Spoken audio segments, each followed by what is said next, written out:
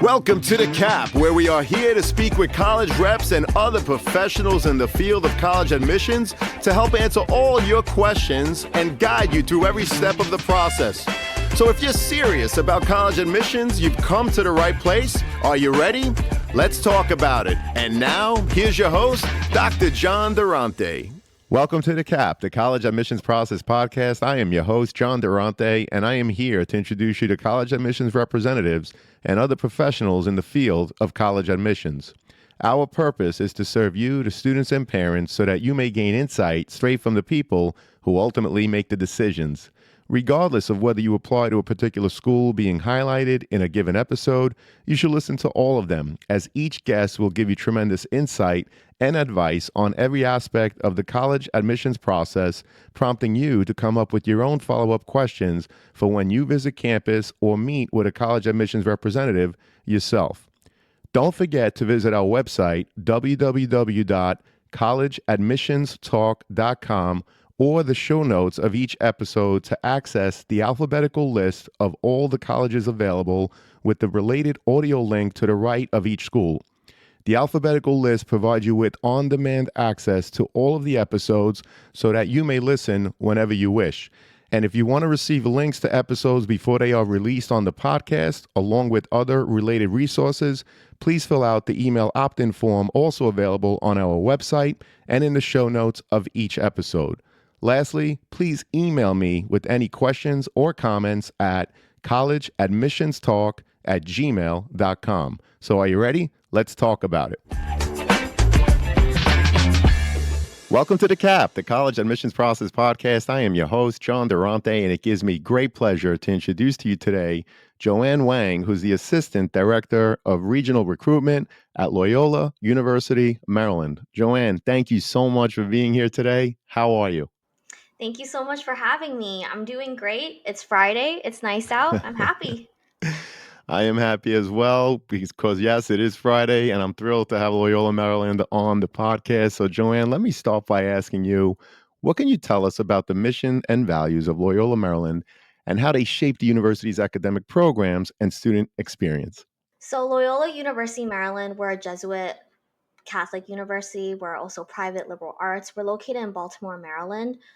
One of our mission is to educate the whole person. This is called Cura Personalis. We really tap into the mind, body, spirit. We want to pursue the truth, promote justice, and really engage the world with compassion. We want to move through the world with compassion and service. So a lot of our programs are shown through our commitment to not just your academics, your professional growth, and your personal growth, but really emphasizing critical thinking, communication, and ethical decision making. We know this is time, like Jesuit education has been time tested and has been here for over 500 years. So we know that it's always adapting to the needs of the world. Well, thank you so much for the explanation on the Jesuit philosophy. I really appreciate that. And Joanne, can you speak to the campus culture and student life at Loyola, Maryland, including any student organizations, clubs, or any other activities, frankly, because students and their parents always want to know about life on campus. Yeah, so we are a D1 Patriot League school with over 18 competitive teams, including lacrosse, tennis, volleyball, golf, swimming. We also have over 25 club sports and over 12 intramural sports, including esports. Actually, our esports team competes in the Eastern College Athletic Conference every single year. And I'll describe the campus culture like this. On game day, we will shuttle students to John Hopkins, who is our biggest rival in lacrosse, and we will wear a Beat Hopkins shirt. And we do this for every single local game. It's so much fun. I never really watched lacrosse before I went here, but now I do. The school spirit is phenomenal. We also have over 200 student led clubs, ranging from equestrian riding, baking club, boxing, MMA, anime club, and we have several a cappella groups on our campus. So much so that we even have an annual a cappella competition called cord busters. If you visit our campus, which is one of like the most beautiful campuses on the East Coast, it's ranked top 20. Um, you will hear them singing, so it feels extremely pitch perfect. Other than that, we also have so many study abroad programs. We're on every single continent except Antarctica. So 2/3 of our students do that. We really encourage students to just be worldly in that way. Well, we appreciate that. And I have been on the Mhm. campus, and you're right. It is absolutely one of the prettiest campuses that I've seen. No question about it.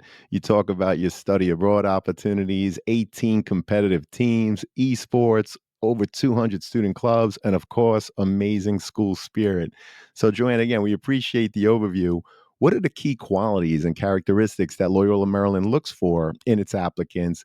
And how does the admissions committee evaluate applications holistically? As you can see, a lot of our students are involved in some type of way, whether it's through service, sports, or just the community in general. So we are also looking for students that are involved in their community. When I'm reading the applications, like I'm looking for involvement because I know if a student is involved, they will also be involved on campus. We not just only look at that, but we're also looking at your grades, your essay, and your letters of recommendation. We understand and truly, truly have compassion if your grades may not be the best because you're taking up all these other sports or you're helping out with your family. That's how we really review our applicants holistically. Well, we appreciate that. Of course, you're looking for students involved in their community throughout high school, which, of course, is a great indication of what they're going to do once they're on your campus. And the same thing with grades. You want to ensure that students are maintaining high grades, which is an indication of whether or not they'll be successful once they're on your campus. So we really appreciate that, Joanne. Thank you. And digging deeper into the overall application, what are some examples of college essays that left an impression with you, and what advice would you share with prospective students in terms of what to think about when they're sitting down, getting ready to write their college essays? So I can tell you what I'm not looking for. I definitely please review your grammar and your diction when it comes to your essay writing. Please don't submit any essays as if you're texting someone, LOL, JK, with the U, with the letter U. Also, just check that you're not sending a block of text. Us admissions counselors are getting thousands of applications every year, and we have to read hundreds in a week. So while I will still read that block of text, it does help if your diction helps break it down so it's easier for me to read. Also, when you are writing your essay, please make sure that your conclusion is tying back to your main topic or theme. I've read essays where it started off great and I didn't know why it got to the point where it got to. A did not just lead back to A, it just went all the way around. Understood. So, students, remember, review your grammar and diction. A college essay is not a text message. So, write it in the form of an essay. So, we really appreciate that, Joanne. Thank you. And when searching for the right college, what should a student be looking for to ensure that they are finding the right fit for themselves and that they are, in fact, the right fit for the schools that they are applying to? I would say look at what the school's mission is and their academic programs are.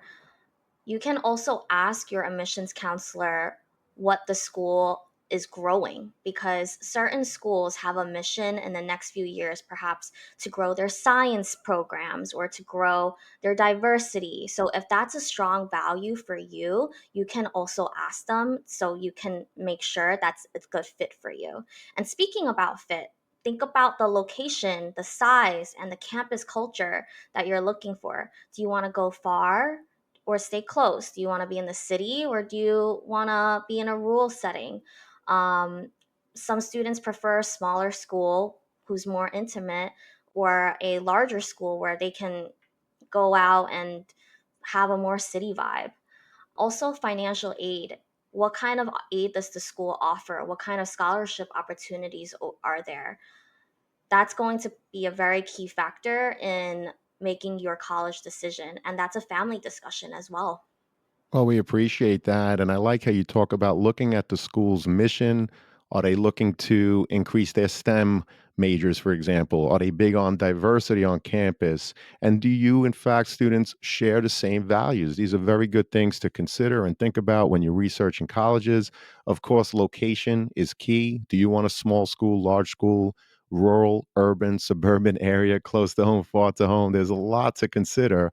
And of course, cost is so important. So thank you again, Joanne. We really appreciate it. And I know that Loyola Maryland is in fact test optional like many other schools throughout the country. Can you share the percentage of students that applied and who were ultimately admitted that did not submit their test scores?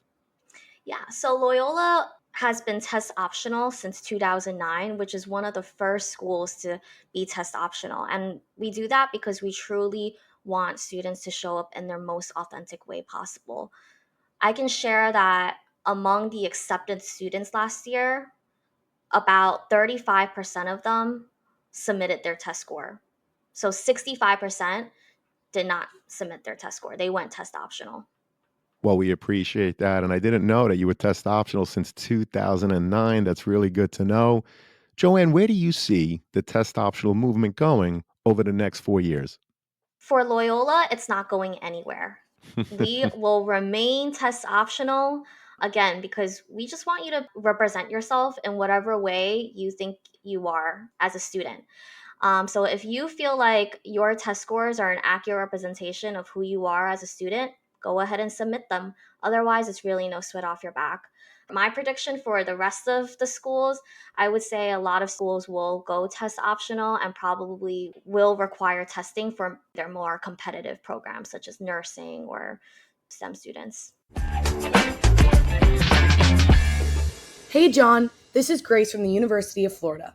What I love most about Dormify is that their products are truly made with college in mind. My absolute favorite product I purchased was the charging headboard. Having the extra charger in my dorm room, which already had super limited spots to plug in, was a game changer. It is functional and seriously cute and trendy. I can't recommend it enough. Thanks so much for listening, everyone. Thank you, Grace, for introducing Dormify to our listeners. Dormify is a one-stop shop for stylish and functional dorm decor, offering a wide range of stylish and functional products for anyone looking to decorate their dorms or small spaces.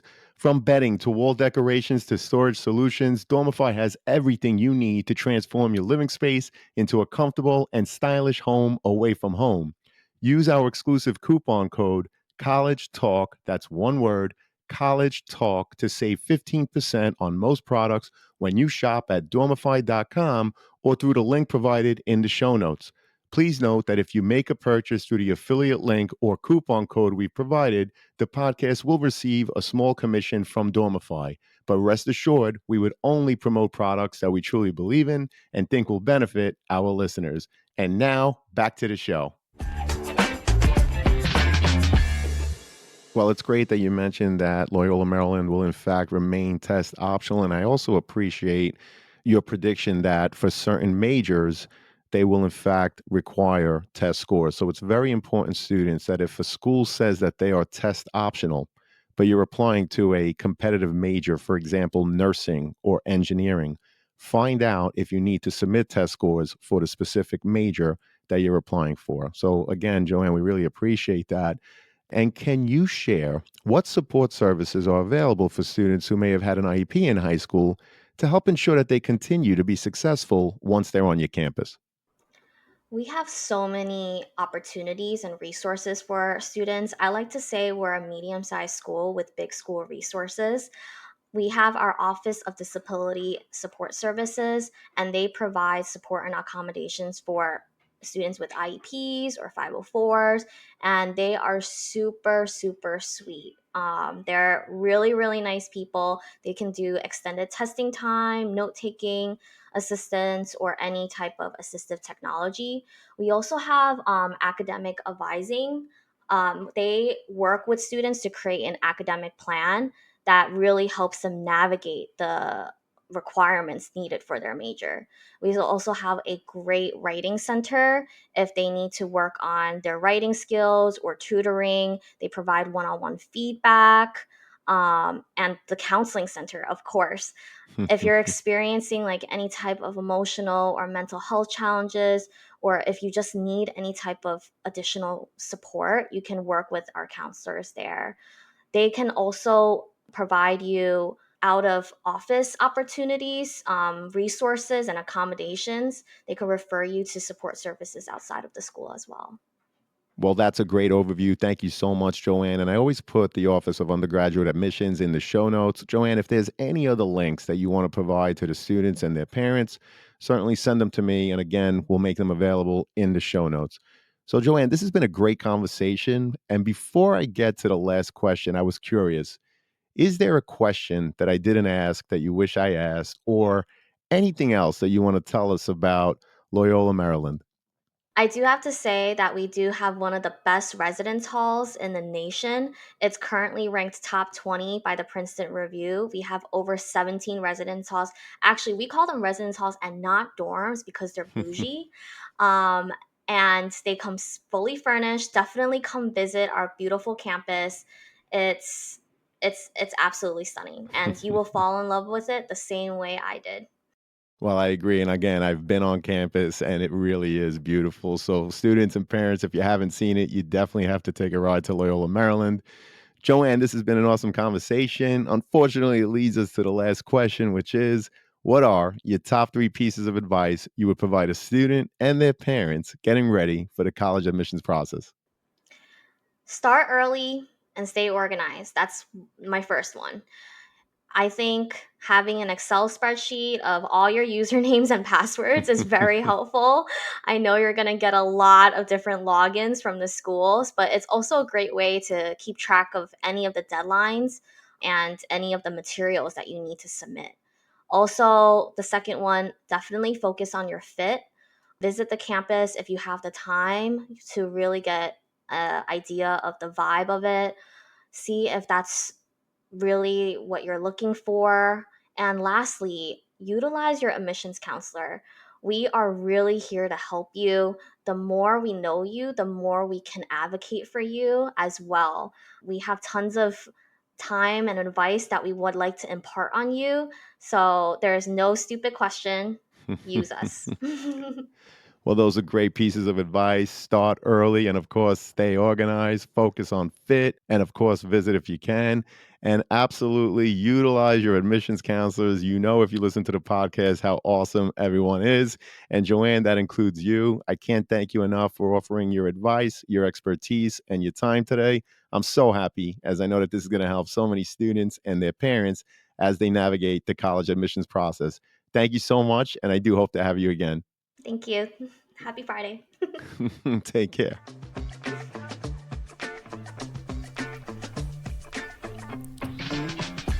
Thank you for joining us on this episode of the CAP, the College Admissions Process Podcast. We hope you enjoyed the show. If you did, please don't forget to tell a friend and follow us on Facebook, Instagram, Twitter, and wherever you listen to your podcasts. I am your host, John Durante, and I look forward to seeing you on the next episode of the CAP.